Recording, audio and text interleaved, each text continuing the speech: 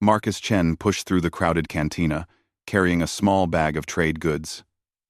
The air smelled of strange spices and alien drinks. Beings from across the galaxy sat at tables, talking in dozens of languages. Haven's rest station was always busy, and Marcus liked it that way. He could blend in with the crowd. He wore simple clothes, brown pants, a white shirt, and a long jacket that covered his arms. His hair was getting gray at the edges, and he moved like any other middle-aged trader. Nothing special about him at all. Marcus headed toward the bar to meet a Centauri merchant about some rare metals. He kept his head down, watching his feet. The cantina floor was wet in some places from spilled drinks. He did not want to slip. That was his mistake. A massive shape stepped into his path. Marcus looked up just in time to see scales that shimmered like green crystals. He tried to stop, but his momentum carried him forward. His shoulder bumped into the creature, and something crashed to the floor. The cantina went quiet. Marcus looked down at the broken pieces of what looked like a ceremonial cup. Purple liquid spread across the metal floor. Then he looked up at the being he had bumped into. She was huge, nearly 8 feet tall, with reptilian features and scales that caught the light. Bright patterns glowed softly under her skin. Her eyes were golden and very, very angry. This was a Catherian, Marcus realized. He had heard about them, but never seen one up close. "You dare?" she said. Her voice was deep and carried across the silent room. Every head in the cantina turned to watch. "You dare spill the cup of ancestors?" Marcus raised his hands peacefully. "I'm sorry. I didn't see you there. Let me pay for the damage." The Kytherian's scales changed color slightly, becoming darker. The glowing patterns under her skin pulsed brighter. Marcus knew enough about aliens to recognize anger when he saw it. "Pay?" She stepped closer. Other beings in the cantina moved away from their table. "You think credits can wash away this insult? You have spilled the blood wine of my forefathers onto this filthy floor." Marcus felt sweat on his forehead. He knew about Kytherian honor codes. This was bad. "Please. I meant no disrespect. It was an accident." "There are no accidents when honor is involved," the Kytherian said. She stood straight, her full height making her tower over Marcus. "I am Zarathek, daughter of the battle singer, warrior of the third Talon. You have insulted my ancestors. You have insulted me." The cantina was so quiet that Marcus could hear the station's air recycling system humming in the walls. Dozens of alien eyes watched him. Some beings were already backing toward the exits. "Look," Marcus said, keeping his voice calm. "I understand your culture values honor, but surely we can work this out without violence. I can get you another cup. I can perform whatever ceremony you need to apologize properly." Zarathek's head tilted slightly. Her golden eyes studied him like a predator looking at prey. "You speak of our ways, yet you do not understand. Honor cannot be bought. It can only be defended." She reached behind her back and pulled out a weapon. It looked like a sword, but glowed with the same light as her skin patterns. Other aliens gasped and moved further away. "I challenge you to combat," Zarathek announced. Her voice carried to every corner of the room. "Face me with weapon in hand, or be marked as a coward before all these witnesses." Marcus closed his eyes for a moment. This was exactly the kind of attention he had spent 15 years trying to avoid. He opened his eyes and looked around the room. Beings from a dozen species watched him with expressions ranging from fear to curiosity to amusement. The humans in the room looked worried. Humans were known as peaceful traders, not fighters. They avoided conflict when possible. Most aliens thought humans were soft. "I don't want to fight you," Marcus said. "Then you are a coward," Zarathek replied. "Your species may accept such shame, but I will not share this space with one who has no honor." Marcus felt something cold settle in his stomach. He looked at the Catherian warrior, at her weapon, at the expectant faces around them. He thought about the quiet life he had built, the simple existence he had created far from war and violence. That life was over now. Fine, he said quietly. If that's what it takes. Zarathek's patterns pulsed brighter. She was pleased. Good. We fight now, before these witnesses. Choose your weapon. I don't carry weapons, Marcus said. But I don't need one. Some aliens laughed at this. A few humans looked like they wanted to hide under tables. Marcus began to remove his jacket. The cantina was too warm for it anyway, and he would need to move freely. As he pulled his arms out of the sleeves, the fabric caught on his left wrist. For just a moment, the edge of his shirt sleeve rode up. Zarathek was watching him carefully, sizing up her opponent. Her golden eyes flicked to his exposed forearm. She froze. There, just visible above his wrist, was the edge of a mark. It glowed with a soft red light against his skin. The light pulsed like a heartbeat. Zarathek's weapon trembled in her grip. The proud warrior who had stood 8 feet tall seemed to shrink. Her own glowing patterns dimmed to almost nothing. The cantina noticed her change. Whispers started at the tables closest to them. Someone said something in a language Marcus didn't recognize. Then, someone else answered in another language. But they all knew that mark. Marcus realized what had happened. He looked down at his wrist. Then, back at Zarathek. Her golden eyes were wide with something that looked like fear. No, she whispered. It cannot be. Marcus pulled his sleeve down quickly, but it was too late. The damage was done. Around the cantina, aliens were standing up from their tables. Some were backing toward exits. Others were pulling out communication devices. The news would spread through the station. Within minutes. After 15 years of hiding, Marcus Chen had been found. Zarathek stared at Marcus's wrist where the red glow had disappeared under his sleeve. Her weapon hung loose in her grip. The proud warrior stance was gone. Her shoulders sagged. The crimson mark, she whispered. The mark of the silent death. Murmurs spread through the cantina like fire. Marcus heard different languages, but he caught familiar words. Reaper. Terran Deathbringer. The War Enders. An old Centauri at a nearby table dropped his drink. A group of vegan traders huddled together, their large eyes fixed on Marcus. Near the back, someone was already speaking rapidly into a communication device. Marcus kept his face calm, but inside he was cursing. 15 years of careful hiding, gone in one careless moment. He had grown too comfortable, too relaxed. That was dangerous for someone like him. You're mistaken, he said quietly to Zarathek. I'm just a trader.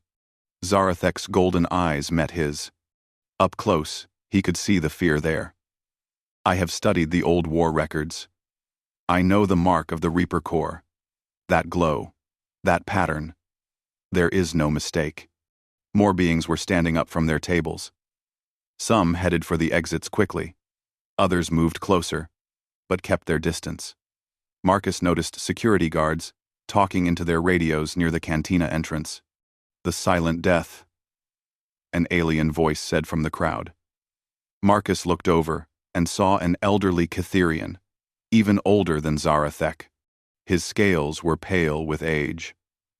I fought in the Hegemony War. I saw what the Reapers could do. Zarathek turned to the old warrior. Elder Corvin, you served in the liberation fleets?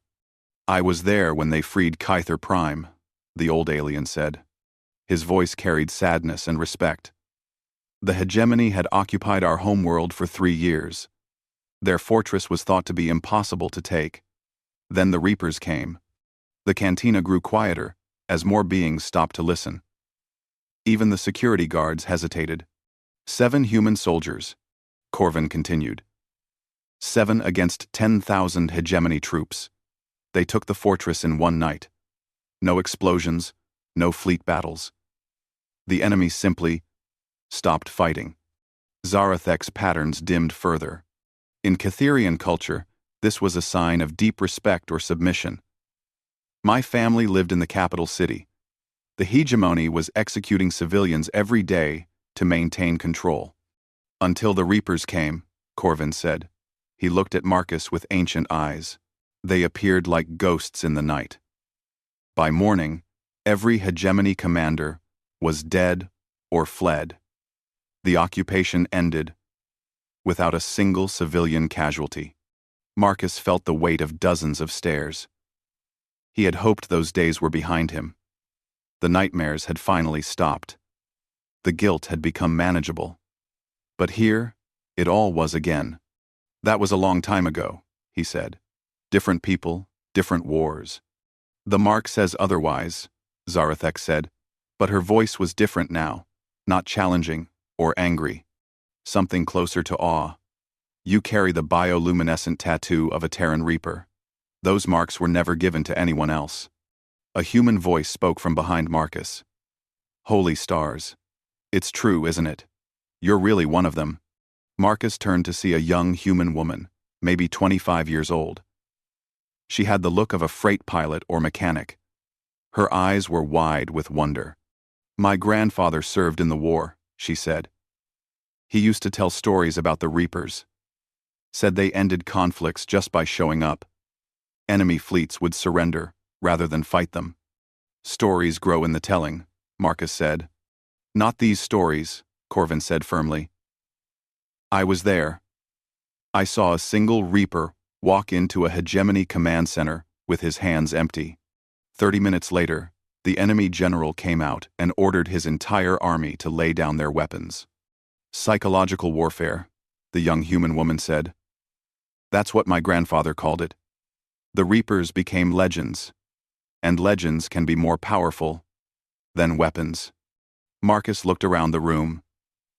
More aliens were gathering, but they kept their distance. Fear and respect mixed in their expressions. Some looked like they wanted to run. Others seemed almost hopeful. I never wanted to see one of the silent death, said a bug-like Thrix trader. But I am glad they existed. My people would have been enslaved if not for the Reapers. Mine too, agreed a vegan merchant. The hegemony war would have destroyed us all. Zarathek slowly put her weapon away. She straightened her shoulders, but her patterns remained dim. If you are truly a Reaper, then my challenge is meaningless. Why? Marcus asked. Because you saved my world, she said simply. My family. My people. How can I fight someone who gave me everything I value? Marcus felt tired suddenly. The weight of old memories, old responsibilities. I told you, that was different people. I'm not that person anymore. The mark says you are. Corvin said gently. Bioluminescent tattoos like that cannot be removed or faked. They are bonded to your DNA. If you carry it, you earned it. Around the cantina, beings were talking in small groups. Marcus heard his description being shared. By now, word would be spreading throughout the station. Soon it would reach other systems. His quiet life was over. Elder, Zarathek said to Corvin, what does honor demand in this situation? The old Kytherian thought for a moment. A warrior who challenges their savior brings shame to their ancestors. A warrior who shows proper respect brings honor to their people. Zarathek nodded slowly. She turned to Marcus and did something that made the entire cantina gasp. She knelt. The 8-foot-tall warrior lowered herself to one knee and bowed her head. Her weapon lay on the floor beside her. I withdraw my challenge, she said in a voice that carried to every corner of the room. I ask forgiveness for my ignorance. Guardian of Kyther Prime. Marcus stared down at her. Around them, other aliens were kneeling too. The old Kytherian, the bug-like Thrix, even some humans. The young freight pilot had tears in her eyes. Get up, Marcus said quietly. All of you, please get up. I'm not anyone's guardian anymore. But even as he said it, he felt something changing in the room. The fear was still there, but it was mixed with something else now. Hope. And outside the cantina, He could hear security guards talking urgently into their radios. Station command would know soon. Then, the news networks. Then, everyone. The silent death had returned to the galaxy. Whether he wanted it or not, Marcus walked through the station corridors 2 hours later. Word had spread fast. Aliens stepped aside when they saw him coming. Some whispered to each other. Others just stared. He had tried to leave the cantina quietly. But Zarathek had followed him. Now she walked 3 steps behind, like a bodyguard. He had told her to go away, but she said something about honor and debt. Marcus was too tired to argue anymore. His destination was Level 7, Section C. Commander Vex's office. Vex was one of the few beings on the station who knew Marcus's real identity. They had been friends for over a decade. The office door opened before Marcus could knock. Vex stood there, looking annoyed. He was a tall, thin alien with gray skin and 4 arms. His species, the Nexari, were known for being practical and direct. "Get in here," Vex said. "Both of you. Before someone with a camera shows up." Marcus entered the small office. Zarathek hesitated at the door. "She can wait outside," Marcus said. "No," Vex said. "She's part of this mess now. Besides, half the station saw her kneel to you. Word is already reaching the outer systems." Zarathek came inside. Vex closed the door and activated a privacy shield. The walls glowed slightly blue, blocking any listening devices. 15 years, Vex said, settling behind his desk. 15 years, you managed to stay hidden. And you blow it because of spilled alien wine. "It was an accident," Marcus said. "Accidents get people killed in our line of work," Vex replied. "You know that better than anyone." Zarathek spoke up. "Commander, if I may ask, how do you know this being's true identity?" Vex looked at her with all 4 eyes. "Because he saved my life during the war, along with about 1 million other Nexari civilians." "You were in the war?" she asked. "I was a supply officer for the Resistance fleet," Vex said. "When the hegemony took our homeworld, they started using civilians as slaves in their factories. We couldn't rescue them with conventional tactics. The factories were too well defended." Vex pulled up a holographic display. It showed a star system with several planets. "This is the Nexari system, 15 years ago. 6 factory worlds, each one heavily fortified. The hegemony used our people to build weapons for their war machine." Marcus stood near the window, looking out at the stars. He remembered those missions, the planning, the infiltration, the terrible choices that had to be made. 7 Reapers took all 6 worlds in 1 week, Vex continued. They didn't destroy the factories. They didn't kill the workers. They just made the enemy stop fighting. "How?" Zarathek asked. "Fear," Marcus said without turning around. "We made them more afraid of us than they were of their own commanders." "It was more than that," Vex said. "The Reapers understood something that traditional military forces didn't. The hegemony was held together by fear and brutality. But they were afraid of something too. Death that came silently in the night. Enemies who couldn't be found or fought with normal weapons." Zarathek's patterns pulsed slowly. "The stories say that Reaper teams could take entire fleets without firing a shot." "Sometimes," Marcus admitted. "If the psychological profile was right, if the enemy commanders were already stressed, already doubting their cause, we would appear on their ships, leave signs that we had been there, plant evidence that their own crews might be compromised, make them paranoid and unstable." "And if that didn't work?" she asked. Marcus turned around. His expression was cold. "Then, we did whatever was necessary." Vex's communication system chimed. He checked the display and frowned. "Marcus, we have a problem." "What kind of problem?" The kind with guns and bad intentions, Vex said. He shared his display with the room. It showed sensor readings from the edge of the system. 3 ships just dropped out of hyperspace. They're not showing any identification, but the energy signatures match hegemony technology. Marcus felt ice in his veins. Hegemony. Remnants. I thought they were all defeated, Zarathek said. The main fleets were, Vex explained. But small groups survived. Pirates, mostly. Mercenaries. They scattered to the outer rim after the war ended. They put a bounty on all surviving Reapers, Marcus said. Dead or alive. Very high bounty. Vex nodded. And now someone on this station sent word that Ghost 7 is here.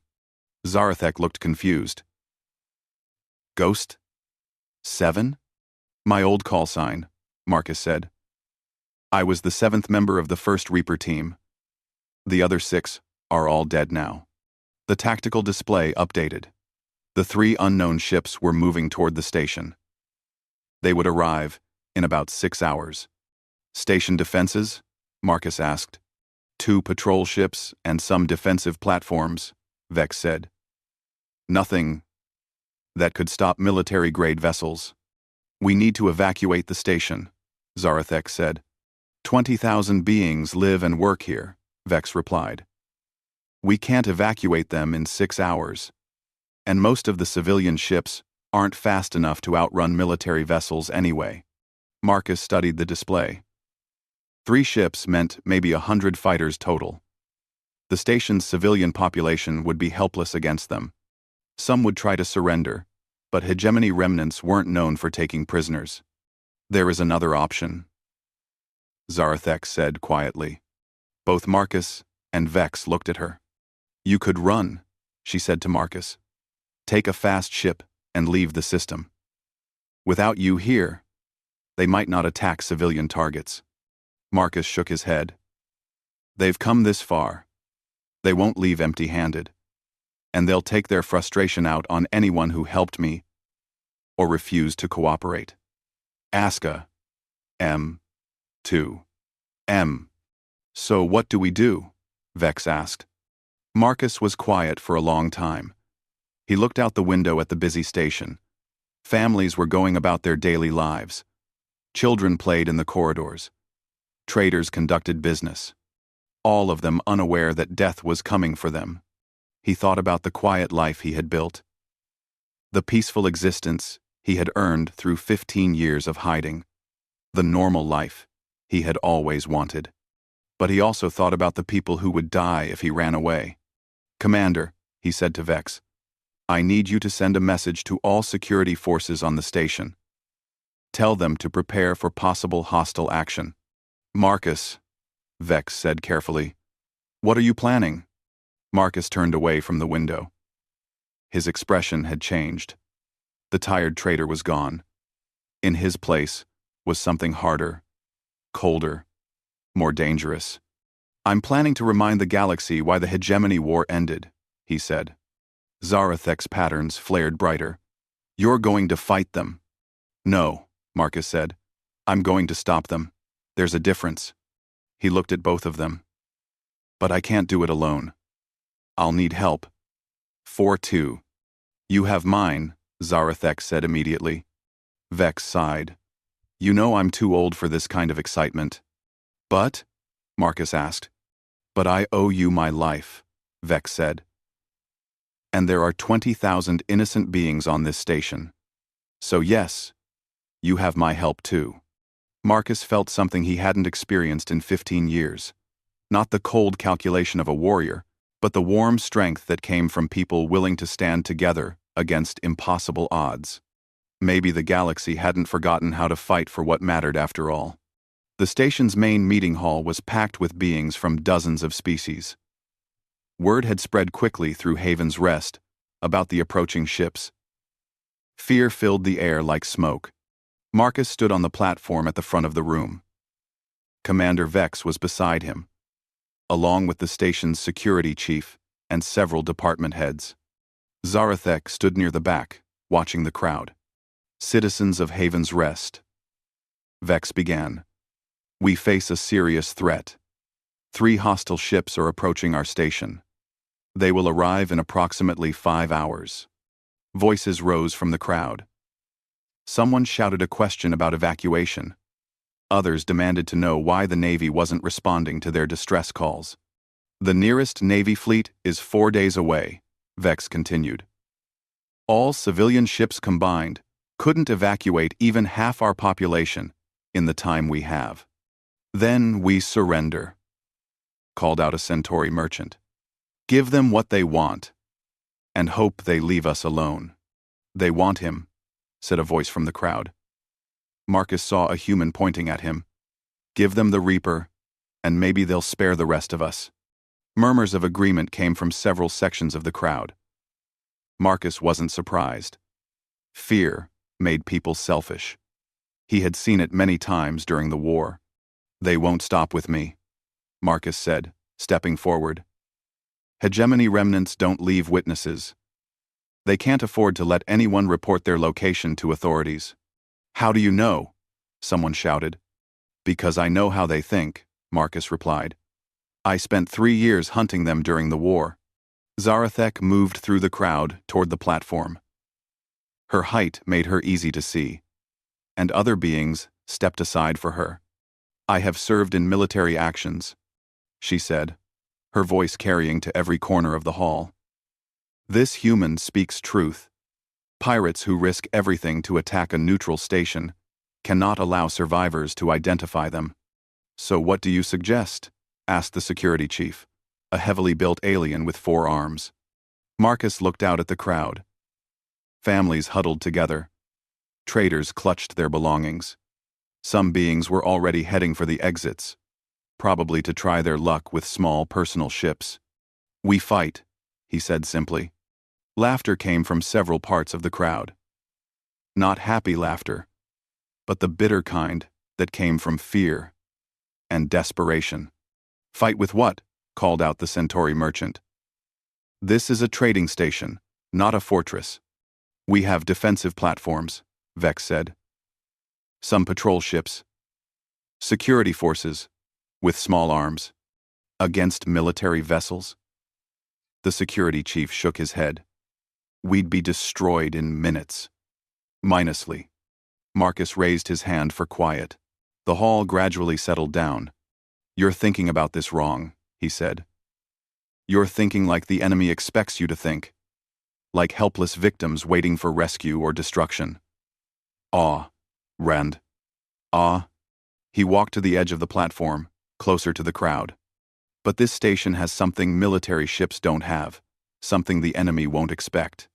What? Asked a young human woman Marcus recognized from the cantina. Diversity, Marcus said. This station is home to 17 different species. Each one has different abilities, different technologies, different ways of thinking about problems. Zarathek nodded understanding. Combined arms tactics. Exactly, Marcus said. The Catherian have advanced personal shields and energy weapons. The Nexari are excellent at electronic warfare. Humans are good at improvising and adapting. Centauri have some of the best starship pilots in the galaxy. You're talking about organizing civilians into a military unit, the security chief said. In 5 hours. 4 hours and 30 minutes now, Vex corrected. Marcus smiled grimly. I've done harder things in less time. An elderly Thrix trader raised one of his 4 arms.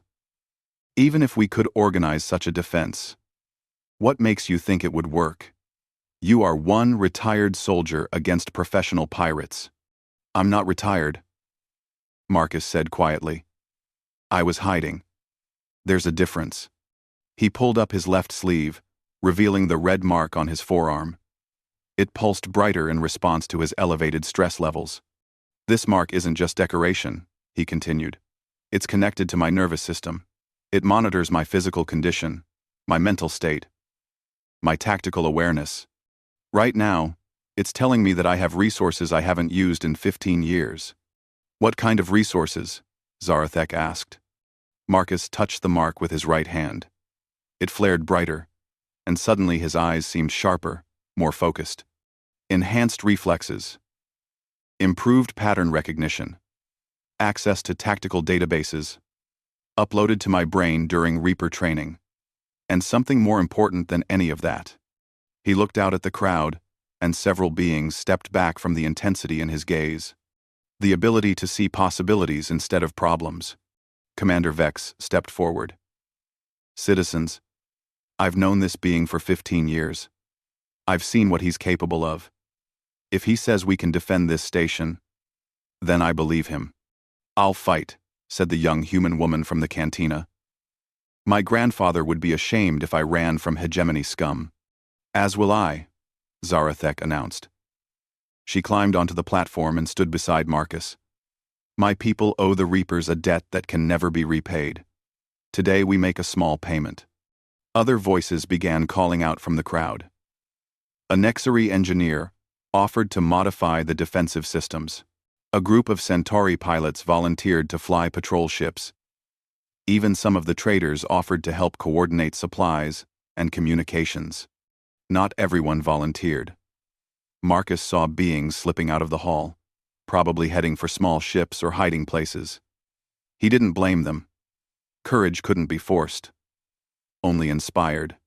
Those who wish to help, report to your species representatives, Vex announced. We'll organize by specialty and ability. Engineering, piloting, communications, security, medical support. As the crowd began to organize itself, Marcus felt a hand on his shoulder. He turned to see Zarathek, looking at him with golden eyes that held no fear. In my culture, she said quietly, we have a saying.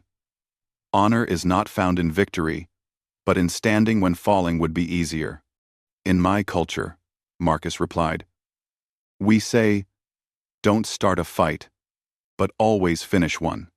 Zarathek's patterns pulsed with what looked like approval. I think our cultures understand each other. Marcus looked around the hall at the beings organizing themselves into work groups. Aliens who had probably never thought about fighting anyone. Preparing to defend their home against professional killers. He pulled out a small communication device and activated a channel he hadn't used in 15 years. An emergency frequency, known only to certain military units. This is Ghost 7, he said into the device. I am alive and active. If any other ghosts are listening, Haven's rest station needs help. Hegemony remnants incoming. He closed the channel and looked at his watch. 4 hours until the enemy arrived. Time to remember how to be a Reaper. Time to show the galaxy that some legends were too stubborn to die. The first enemy ship dropped out of hyperspace exactly when Marcus predicted. From the station's command center, he watched the tactical display as 3 vessels took positions around Haven's Rest. They're running a standard intimidation pattern, he told the mixed group of aliens working at control stations. Surrounding the station, powering up weapons, waiting for us to panic. Are we supposed to not panic? Asked a nervous Centauri pilot. Panic is useful, Marcus said, if you control it. We? 8? Zarathek stood beside him, wearing improvised armor made from station maintenance equipment. Around the command center, beings from a dozen species operated weapons systems, communications arrays, and defensive screens. Incoming transmission, announced a Nexari communications officer. Put it through, Marcus said. The main screen lit up with the image of a scarred alien face. The being had the pale skin and red eyes of a hegemony officer. Behind him, Marcus could see the bridge of a military vessel. Unknown station, the enemy commander said. You are harboring a war criminal. Surrender the human known as Ghost 7, and we will allow your population to evacuate safely. Marcus stepped into view of the transmission. Several beings on the enemy bridge pointed and whispered when they saw him. Commander Krex, Marcus said, reading the name from the alien's uniform. I remember you from the siege of Gamma Station. You were the one who ran when my team took the reactor complex. The alien's face darkened with anger. You killed my entire unit that day. Your unit was executing civilian prisoners, Marcus replied calmly. I gave them a choice. Surrender or die. They chose poorly. Today, you will make the same choice, Krex snarled. Surrender yourself, or we destroy everyone on that station. Marcus looked around the command center. The aliens working there had stopped what they were doing to listen. Their faces showed fear, but also determination. Counter-offer, Marcus said. You have 30 seconds to leave this system before I demonstrate why the hegemony war ended. Krex laughed. You are one aging soldier on a defenseless station. I have 3 warships and 90 trained fighters. 30 seconds, Marcus repeated. The transmission cut off. He's not leaving, Zarathek observed. I didn't expect him to, Marcus said. But now he's angry instead of cautious. Angry enemies make mistakes. The tactical display showed the enemy ships moving into attack formation. Energy readings spiked as they charged their main weapons. All stations, prepare for combat, Marcus announced over the station-wide communication system. Remember your assignments. Trust your training. Trust each other. The first salvo hit the station's outer shields. The deck shook, and several status lights flashed red. Shields down to 80%, reported a Thrix engineer. Return fire, Marcus ordered. The station's defensive platforms opened fire. The beams struck the enemy ship's shields, causing bright flashes, but no apparent damage. Their shields are too strong, the Centauri pilot said. Our weapons can't penetrate them. We're not trying to penetrate them, Marcus said. Zarathek, signal the boarding teams. On the tactical display, Marcus watched as small maintenance pods launched from hidden bays around the station. The pods were too small to trigger the enemy ship's main sensors, and they looked like debris or escape pods. But each pod carried a team of volunteers with portable weapons and cutting equipment. Boarding pods away, Zarathek reported. First, wave approaching the lead ship.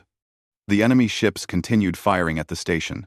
More systems went offline as the shields weakened, but Marcus wasn't watching the damage reports. He was watching the small dots on the tactical display as they reached their targets. Contact, came a voice over the communication system. Team Alpha is aboard the enemy command ship. Team Beta aboard the second vessel, reported another voice. On the main screen, Marcus could see lights flickering on the enemy ships as the boarding teams cut through their hull plating. Impossible, Commander Krex's voice came over an open channel. How did you get teams aboard our ships? The same way I've always fought, Marcus replied. By doing what you don't expect. The tactical display showed the enemy formation beginning to break apart. The ships were no longer coordinating their attack, as their crews dealt with boarders in their corridors. Sir, the Nexari communications officer said, I'm picking up internal communications from the enemy ships. They're reporting security breaches on multiple decks. Our teams are following the plan, Zarathek said with satisfaction. Disable weapons. Capture key systems. Avoid unnecessary casualties. One of the enemy ships stopped firing entirely. Marcus could see escape pods launching from its hull. Team Alpha reports the command ship is secured, came a voice over the comm. Enemy crew is surrendering.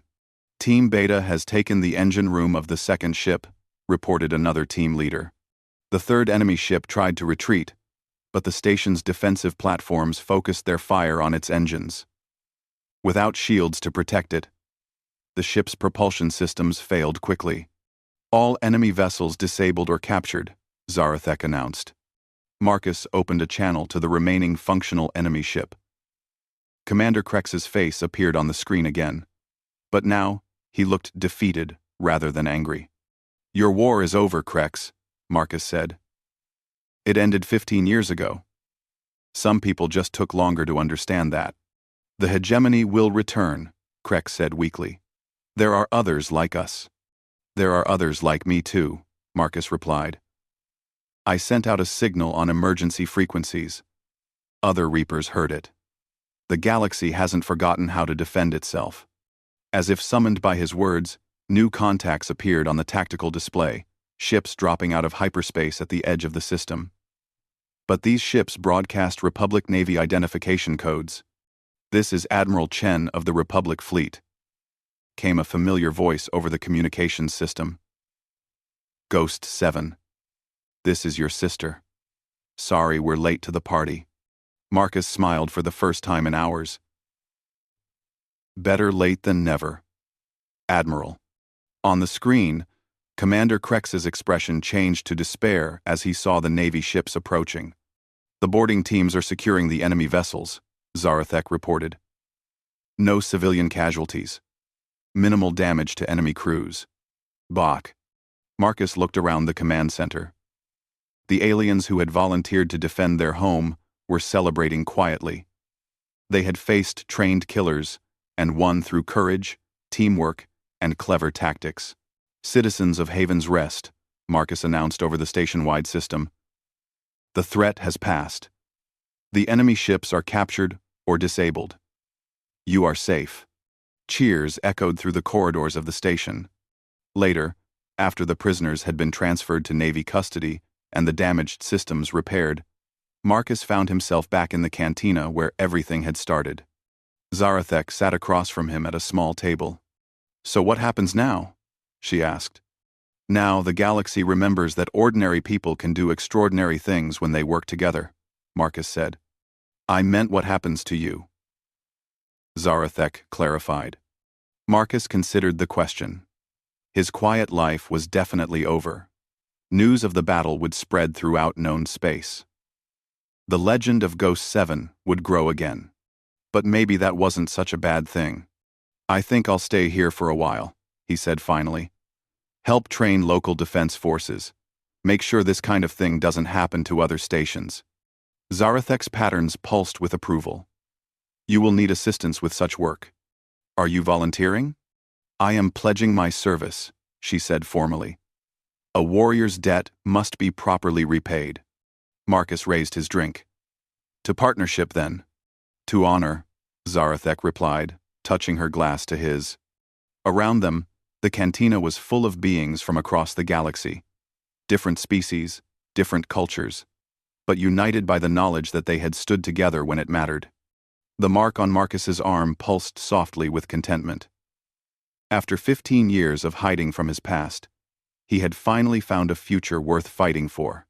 The silent death had returned to the galaxy, but this time, he would teach others to stand in the darkness with him.